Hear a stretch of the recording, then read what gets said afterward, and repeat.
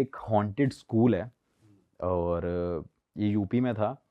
यहाँ पे जैसे वो शेड गिर गई थी, बच्चे पढ़ रहे थे, तो वहाँ पे बच्चों की डेथ हो गई थी स्कूल में।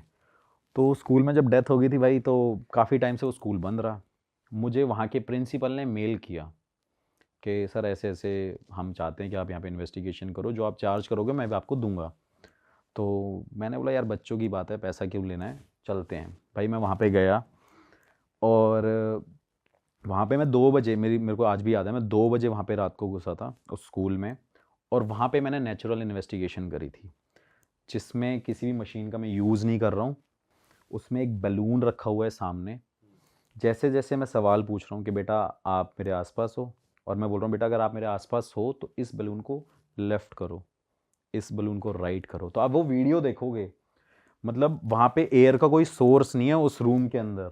आप वीडियो देखोगे, बिल्कुल वाइड एंगल में वो शूट हो रहा है, बीच में बैलून रखा है, जैसे जैसे मैं सवाल पूछ रहा हूँ वैसे वैसे वो बैलून मूव हो रहा है।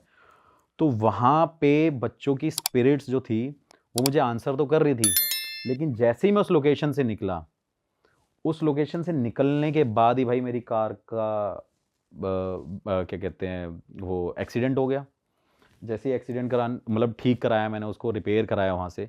उसके बाद भाई कार का टायर फट गया। जैसे ही टायर फट गया तो उसके बाद बैटरी ख़राब हो गई। बैटरी ख़राब होने के बाद भाई उसका कैम्बर फट गया। तो मैं कार को 4 दिन में लेके आ पाया दिल्ली वापस। तो मुझे लगा यार ये हो क्या रहा है। मैं उसके बाद नेक्स्ट डे मैंने बोला कि हनुमान मंदिर चलते हैं, कनॉट प्लेस भाई, दिखाते हैं। हनुमान मंदिर गए भाई। जैसे ही मैं लैपटॉप लेके जा रहा था, नया लैपटॉप लिया मैंने, वो कार में रख के गया, वो लैपटॉप की स्क्रीन टूट गई। मतलब लाइक एप्पल का जो मैक प्रो था वो एकदम स्क्रीन टूट गई। मैंने बोला यार ये कुछ हो रहा है, अब मेरे को दिखाना पड़ेगा। तो फिर मेरी तबीयत ख़राब हो गई। मुझे मेंटली ये लग रहा है कि मेरी लाइफ में कुछ है ही नहीं, मेरे अपने लोग नहीं हैं। मुझे ये लग रहा है कि मेरे आसपास कोई है, मुझे बार बार कोई टच करता रहता है, मुझे ये फील हो रहा है। सपनों में वो स्कूल नज़र आने लग गया। मेरे को ये लगने लगा कि बच्चे वहाँ से आवाज़ मार रहे हैं। मैंने बोला यार ये बड़ा डिस्टर्बिंग सा हो गया भाई। मैंने 10-15 दिन काम ही नहीं किया। मैंने अपने आप को रूम में बंद कर लिया। मेरी माँ मेरे से पूछ रही है कि तू खाना क्यों नहीं खा रहा। मैंने बोला खाना खाने का मन नहीं है। मैंने बोला कि वो कह रहे कि चल दोस्तों के साथ चले जा, पार्टी में चले जा। मतलब मन ही नहीं है। फिर मेरे घर वालों को थोड़ा सा डाउट हुआ। फिर मेरे घर वालों ने बोला कि भाई तू अपने बाबा के पास जा।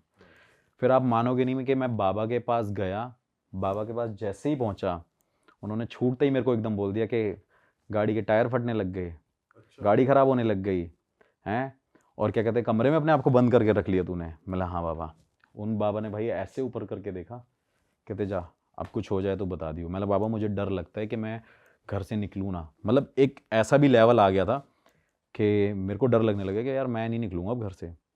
तो उन्होंने बोला अब घर से बाहर निकल, जो करना है वो कर। तो मैंने कहा क्या हुआ था? कह रहे बच्चों की आत्मा लग गई थी ना तेरे पीछे। मतलब उनको मैंने कुछ बताया नहीं है, उनको कुछ बताया नहीं है कि क्या हुआ है, कहाँ गया था, कहाँ गया था, क्या किया था, कहाँ था, क्या करता हूँ। वो खुद से बोलने लगे कि भाई बच्चों की आत्मा लगी है ना, जा दूँ, ठीक हो गया।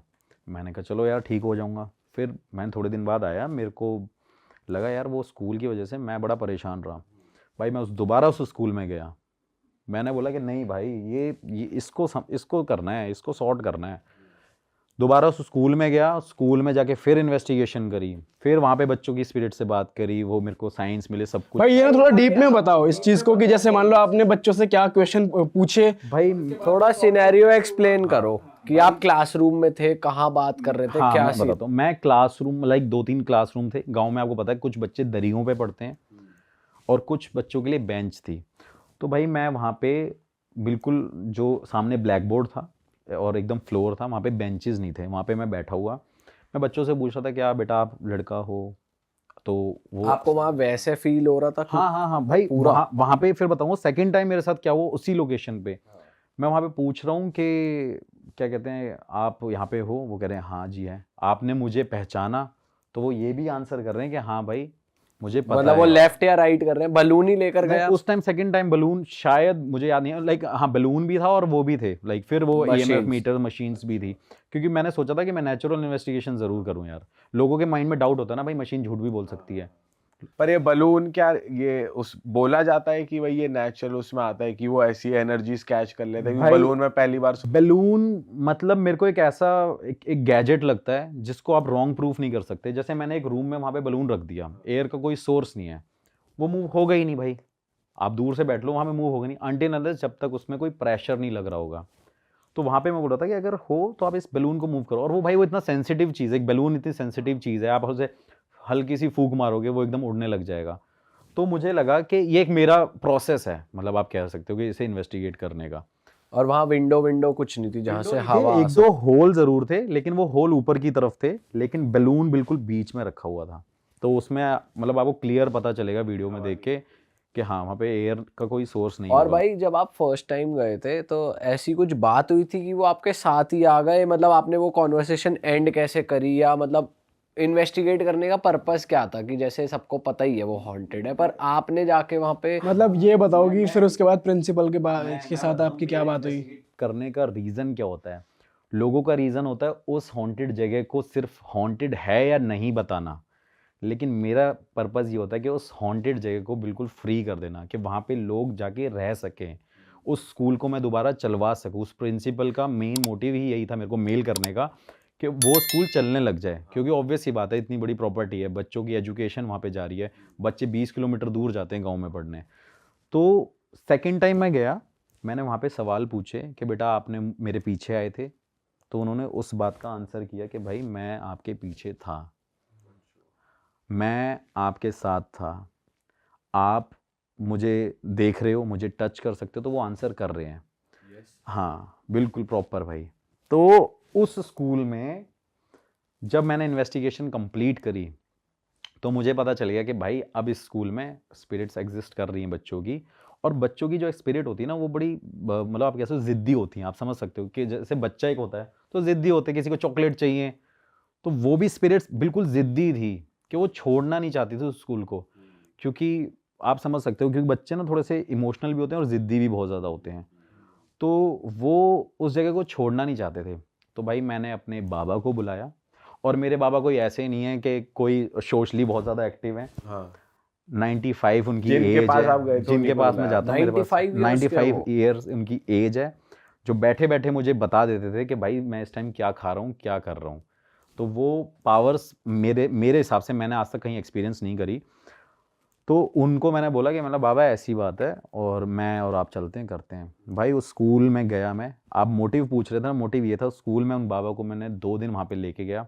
रात को मैं उनके पास गया, उनसे पूजा कराई अपने पैसों से, मैंने कोई पैसा नहीं लिया। उस स्कूल को मैंने दोबारा रीओपन कर दिया और उस स्कूल में आज बच्चे पढ़ रहे हैं। और उस स्कूल में बच्चे एकदम मतलब लाइक चिल कर रहे हैं, अब आप कह सकते हो। मैंने वीडियो भी डाली है। तो हवन जो नॉर्मल जो पूजा होती है कि जो नॉर्मल पंडित करते हैं वैसा ही था, कुछ अलग था? नहीं नहीं नहीं भाई, नॉर्मल पंडित मतलब नॉर्मल पंडित तो यार एक मैं हूँ, मैं हनुमान चालीसा पढ़ूंगा तो उसका इफेक्ट बहुत कम होगा। लेकिन एक पंडित हनुमान चालीसा पढ़ेगा उसका ज़्यादा होगा, क्योंकि पंडित डेली 100 बार हनुमान चालीसा पढ़ता है। मतलब एक एग्जाम्पल दे रहा हूँ। तो वो 95 ईयर्स का जो बाबा है वो अगर उस चीज़ को कर रहे होंगे तो उससे कितना ज़्यादा इफेक्ट पड़ रहा होगा। बट उस पूजा के बारे में आप बता सकते हो? और उसके बाद उन्होंने कुछ भाई, बताया ये हो? कुछ- कैसे फ्री करा उन्हें? हाँ मतलब ये थोड़ी सी चीज़ ऐसी है कि इसको बताना थोड़ा सा मतलब मुश्किल भी हो जाएगा, क्योंकि वो कुछ अपनी तंत्र मंत्र विद्या, उनके पास सिद्धि है काली माता की। और मतलब आप कह सकते हैं कि वो हनुमान जी से डायरेक्ट बात करते हैं। लेकिन वो कभी फेमस नहीं होना चाहते, ना ही उनका ये मकसद है, ना ही वो कभी पैसे लेते हैं। जो पैसे लेते हैं वो मैं देता हूँ उनको, क्योंकि भाई ऑब्वियस सी बात है उनको भी आगे अपना फैमिली को देखना है, उनके भी बच्चे हैं। भाई वैसे ये होते हैं जो एक्चुअल में जेन्युइन होते हैं वो लोग कैमरा के सामने नहीं आते और उनका कुछ मोटिव भी नहीं होता कि मुझे पैसा कमाना है या फिर ऐसा हाँ बिल्कुल बिल्कुल यार। और मेरा मोटिव जो मैं हमेशा बोलता हूँ पैरानॉर्मल में घुसने का, वो यही है कि मैं हमेशा सिर्फ ये कोशिश करता हूँ कि जो स्पिरिट जो वहाँ पे है जगह, उसको भाई फ्री करूँ, मुक्ति दिलाना मेरा काम है। अब ऐसा नहीं है कि मैं भगवान हूँ, लेकिन ऐसे बाबाओं की हेल्प से मैं इन चीज़ों को करता हूँ। और तभी इस फील्ड में मतलब इंटरेस्ट है, और नए नए केसेस मेरे पास आते रहते हैं। भाई अपने कोई और नए केस के बारे में बताओ जहाँ पे आप गए और आपने कुछ ऐसा फील करा हो कि यार वहाँ तो आपकी हवा टाइट हो गई बिल्कुल। भाई एक ऐसी जगह है उत्तराखंड में, एक भाई लोहा घाट, चंपावत डिस्ट्रिक्ट है, और लोहा घाट एक शहर है। उसके ऊपर एक पहाड़ों के बिल्कुल ऊपर टॉप पे एबॉट माउंट करके, हाँ, वो एबॉट माउंट भाई वहाँ की मतलब बहुत इंटरेस्टिंग स्टोरी भी है। और वहाँ पे जो हुआ है मतलब मैंने आज तक कभी, और इवन वो वर्ल्ड का भी और इंडिया का भी मोस्ट हॉन्टेड हॉस्पिटल में काउंट होता है।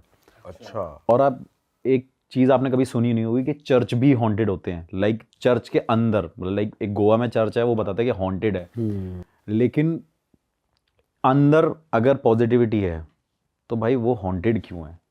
तो वहाँ पे ऐसे 3-4 जगह जो बड़ी हॉन्टेड है। तो उसकी स्टोरी भाई ये है कि वहाँ पे एक ज़माने में मतलब जब ब्रिटिशर्स का टाइम रूल करते थे, वहाँ पे ब्रिटिशर्स रहते थे। वहाँ पे उन्होंने क्या किया कि जब वो ब्रिटिशर्स वहाँ पे जा रहे थे तो कुछ ब्रिटिशर्स वहाँ पे रुक गए क्योंकि उनको वो जगह बड़ी पसंद आई।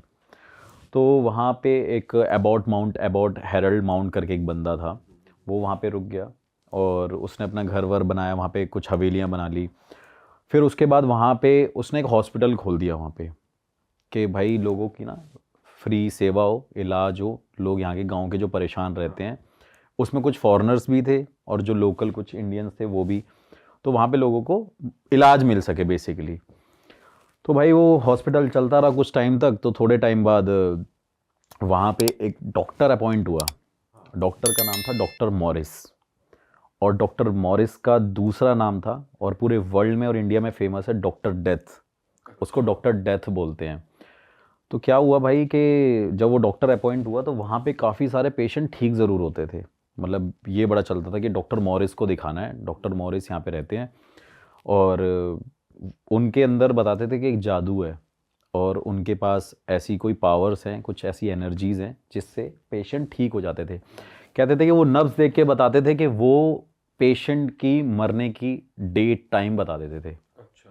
हाँ, और वो ज़िंदा कर सकते थे कि नहीं कर सकते थे, मतलब वो ठीक हो जाए या नहीं हो पाए वो भी वो बता देते थे। लेकिन ये चीज़ पूरे गांव में बहुत ज़्यादा फैल गई और लोग वहाँ पे भाई कुछ भी, कोई भी बीमार होता था डॉक्टर मॉरिस के पास जाना है। तो डॉक्टर मॉरिस भाई उनको देखते थे, उनकी नब्ज़ देखते थे और उसको बोलते थे भाई ये पेशेंट 2 दिन बाद मर जाएगा, इसको वहाँ ले जा रहा हूँ, मैं कोशिश करूँगा इलाज करने की। मतलब जो भी अलग अलग स्टोरीज़ हर जगह होंगी, लेकिन जो मेन स्टोरी वो ये है कि वो इलाज करने के लिए उनको एक जगह लेके जाया करते थे। एक उन्होंने अपना वार्ड बना रखा था और उसके बाद भाई वो डॉक्टर उन पेशेंट को एक जगह पे लेके शिफ्ट कर देते थे।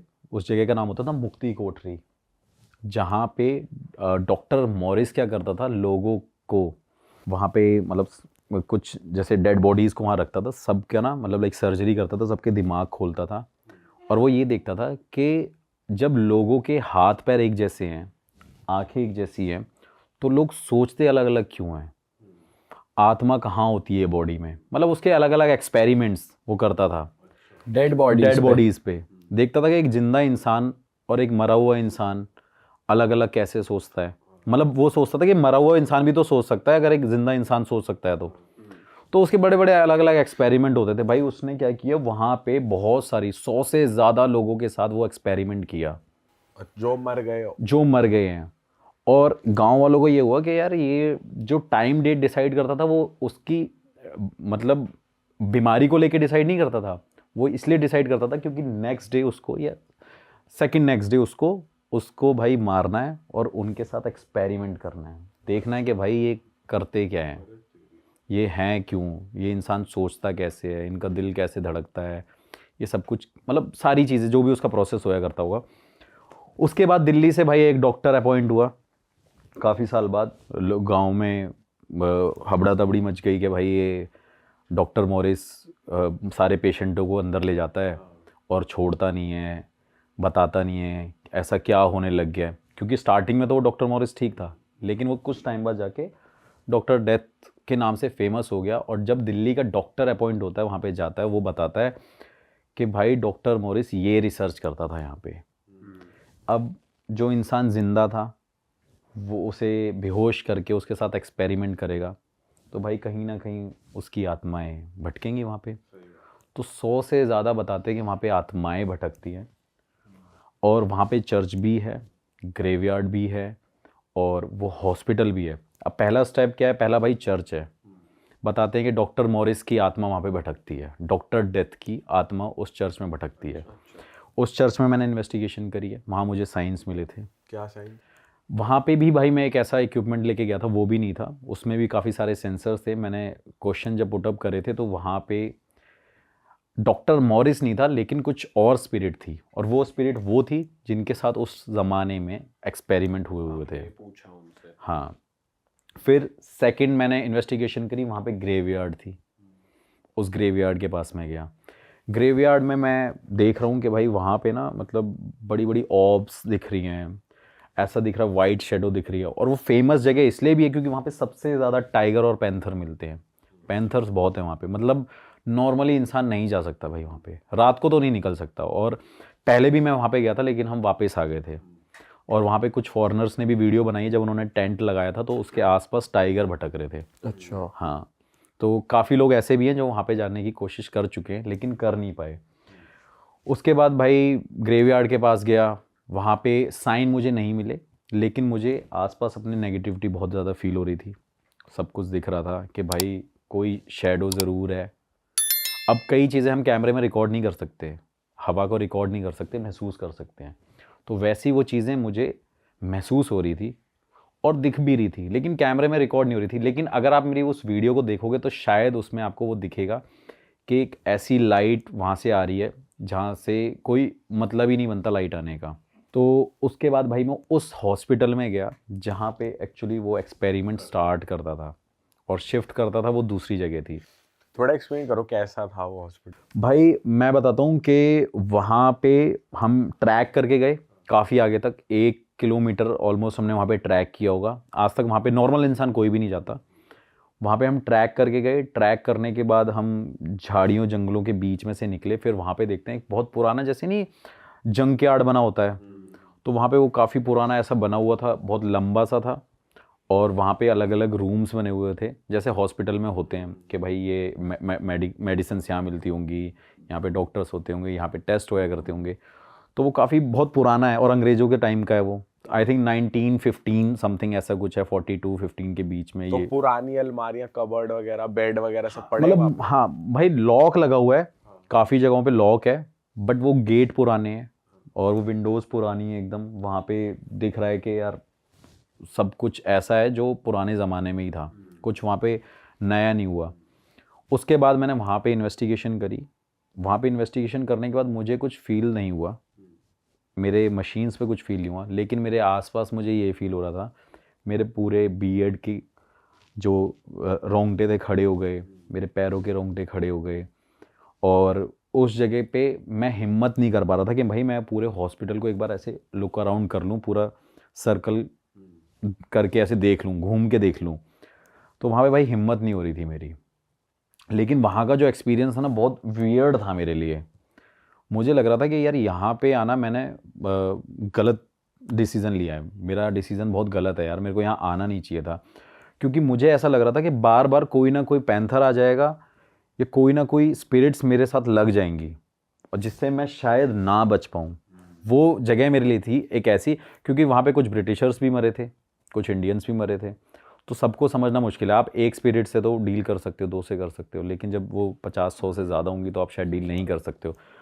तो उस हॉस्पिटल के बाद मैं मुक्ति कोठरी में गया, लेकिन अब वो मुक्ति कोठरी एक जगह है जो वो प्राइवेट प्रॉपर्टीज़ बन गई हैं, उसको मतलब लोगों ने ले लिया है, हायर कर लिया है। वहाँ पे बड़ी बड़ी अच्छी अच्छी कोठीज़ बनी हुई है, लेकिन अब तक उस जगह पे कोई नहीं जाता, ना ही किसी की हिम्मत होती है। जिनकी प्रॉपर्टीज है वो तो रहते होंगे। हाँ भाई, वो हॉस्पिटल वाला एरिया काफ़ी दूर है, वो मुक्ति कोठरी दूर है, चर्च थोड़ा सा पीछे आगे की तरफ है, मतलब ऐसे स्टेप बाय स्टेप है। हाँ। हाँ, और जो मुक्ति कोठरी है वो बिल्कुल लेफ्ट में है, बाकी सारी चीज़ एकदम सामने सामने है। तो वहाँ पे भाई कोई हिम्मत नहीं करता जाने की। आपको ऐसे कोई इंडिकेशंस नहीं मिले कि यार कुछ आवाज आ रही है, खिड़की खुल गई या भाई दरवाजा बंद, चर्च में मिले थे, चर्च में मिले थे। और वो एक्सपीरियंस मेरा एक ऐसे था कि मैंने वहाँ पे जब मैं चर्च की विंडो से देख रहा था तो मैंने किसी को जाते हुए देखा था, लेकिन वो बात मैं ऑन कैमरे नहीं बोल सकता क्योंकि लोगों को लगेगा कि मैं झूठ बोल रहा हूँ।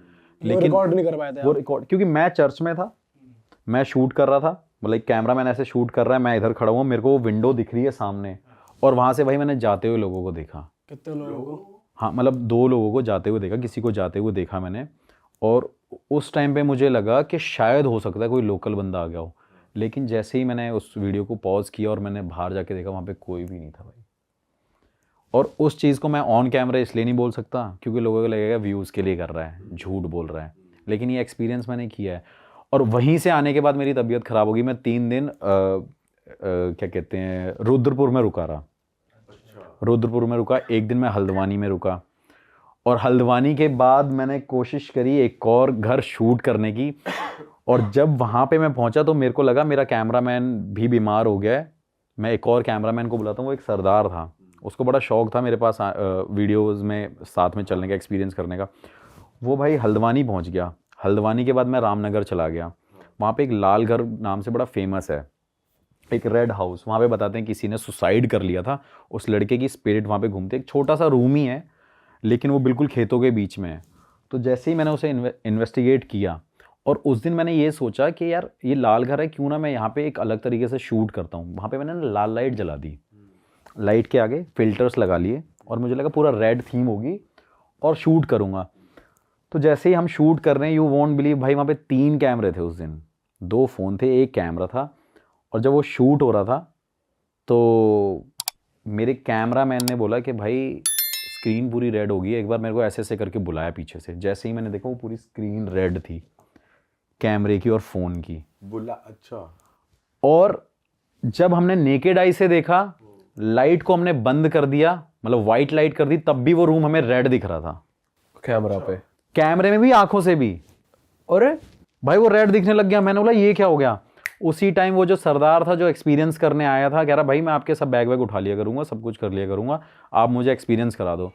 जैसे ही वो रूम से निकला, उस रूम से उसे वॉमिटिंग होने लग गई, वो गिर गया, फेंट हो गया। उसको उठा के हम रामनगर वाले घर पे लेके गए, जिस लोकल बंदे के यहाँ पे मैंने स्टे किया हुआ था। वहीं से रात को गाड़ी बुक करी, उसको दिल्ली भेजा, और वो भाई 12 से 13 दिन हॉस्पिटलाइज रहा, हॉस्पिटल में रहा वो। बताओ। और इसी से स्टोरी अटैच होती है एक और, कि मैंने चलो ये तो एक्सपीरियंस किया, वहाँ पे ये तो पता चल गया कुछ था, लाल घर भी था, लाल चीज़ें हो रही थी। और भाई मतलब मैं इससे ज़्यादा बड़ी बात नहीं बोलूँगा कि मेरा चैनल ना चले, मेरा करियर ना बने अगर मैं इस बात को झूठ बोलूँ तो। मैं भाई ग्वालियर गया, ग्वालियर में मेरा कैमरामैन, एक लड़की भी मेरी कैमरामैन है, वो भी मेरे साथ हॉन्टेड वीडियो शूट करती है। तो उसको मैं ये स्टोरी बता रहा था, तो वो स्नैपचैट पे ऐसे फ़ोन पे फ़िल्टर यूज़ कर रही थी, और मैं ऐसे लाल घर की स्टोरी बता रहा था। भाई उसका फ़ोन रेड हो गया ये स्टोरी बताते बताते, उसने फ़ोन फेंक दिया। सोचो वो स्टोरी मैं ग्वालियर में उसे, स्क्रीन रेड हो गई। हाँ फ़ोन की स्क्रीन रेड हो गई, और वो स्नैपचैट खोल रही थी, मेरे साथ फ़ोटो ले रही थी। लाइक मेरे साथ 3-4 लोग और थे, मैं उसे स्टोरी बता रहा था। लड़की का नाम निधि है, और उस लड़की ने फ़ोन फेंक दिया। अरे भाई वो एक ऐसा एक्सपीरियंस था कि मैं यार हिल गया। मैंने बोला एक छोटी सी जगह, तो कई बार भाई एक छोटी सी जगह भी इतनी हॉन्टेड हो सकती है ना, आप अंदाज़ा नहीं लगा। अपने फोन की स्क्रीन देख रहा हो। हमारी तो नहीं हुई है। चलो अच्छा है, नहीं हुई भाई, और क्या। भाई तो वो बड़ा एक अलग एक्सपीरियंस था। मैंने बोला यार एक घर था वहाँ पे, चलो ये चीज़ें हुई। तो फिर वो सरदार से मैंने पूछा कभी चलना है, कह रहा भैया मेरी माँ ने कसम दे के बोल दिया कि आज के बाद नहीं, आज के बाद सागर तिवारी के साथ दिख मत जाइयो। भाई वो बंदा आज तक फ़ोन नहीं करता, बर्थडे पे विश करता है, सिर्फ ये बोलता है भाई हैप्पी बर्थडे, लेकिन मिलूंगा नहीं। मैंने बोला यार ये भी बड़ी अलग चीज़ है। मैंने मिल ले, कह रहा नहीं भाई आप जैसे बंदे के साथ नहीं मिलना। कह रहा आप तो हमेशा ऐसी जगह ले जाते हो जहाँ बंदा मरे ही मरे, बचने के कोई चांस ही नहीं है। तो मैंने बोला भाई फील्ड ये चूज़ करी है। अरे वाह, आपने ये वीडियो यहाँ तक देख ली भाई, तुमने हमारी मेहनत सफल कर दिया। तुम ही लोग हो असली रियल हिट। और अगर आपको बहुत मजा आ रहा है ऐसी क्लिप्स में, ऐसी वीडियोस में, तो फटाफट जाइए प्लेलिस्ट पे बिंज वॉच कीजिए, सारी वीडियोस देख डालो और मौज काटो। That is it. हम मिलेंगे नए पॉडकास्ट में, नए क्लिप में। Till then bye bye, see you, take care, do subscribe.